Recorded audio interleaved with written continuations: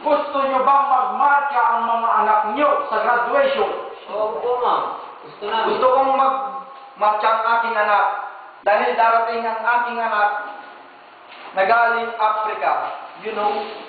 Gusto ko rin magmarka ang aking anak para may suot ko naman yung damit ko na binili ko sa SM.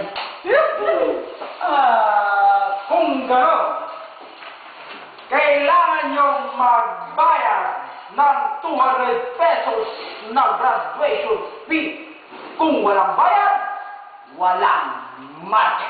Hindi pwede yun. Sorpresa pala. Dito, ayon sa DepEd, bawal ang magkolekta ng graduation fee.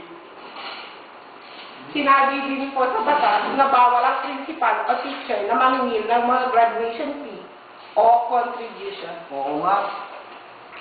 Nakikihina talaga ng mga kukote nyo, no?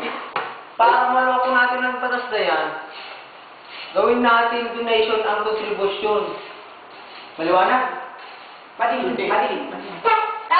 Tama si PTA President, Bombero. Gagawa rin tayo ng grade work para kunwari payagan natin na ang principal at teacher ay sila yung maniningil.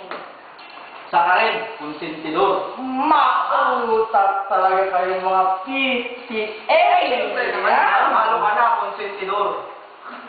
Dapat lang na maningil tayo ng graduation fee. Dahil yun ang ibibili natin pang merienda sa mga special na bisita. Ang special na special. Oo, tama yun, ma'am. At ang mga ordinaryong magulang, bigyan na lang natin ng pandesal at saka kape.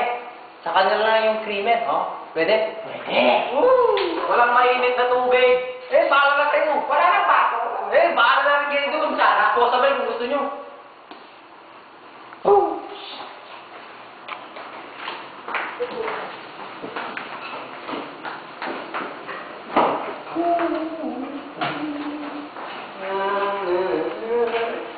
Kailangan ko lang ibenta ang mga palay ko dahil magbabayad ako ng 200 pesos sa graduation fee ng anak ko. Di ba na wala kami makain, basta makapag-marcha ang anak ko sa graduation. Bakit ba kailangan mong bayad ka? Bawal naman yan sa batas ng DepEd. Basta ako, magbabayad ako dahil hirang gusto ng PTA.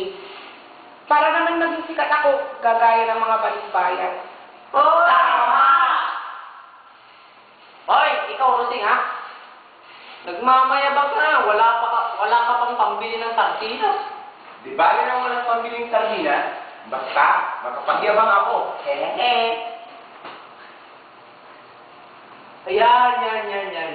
Yan kasi ang problema sa inyo, eh. Nagpapaalitin kayo kay Prinsipala Buena Santa. Sumusunod kayo sa mga PTA na nagmamayab. Oh!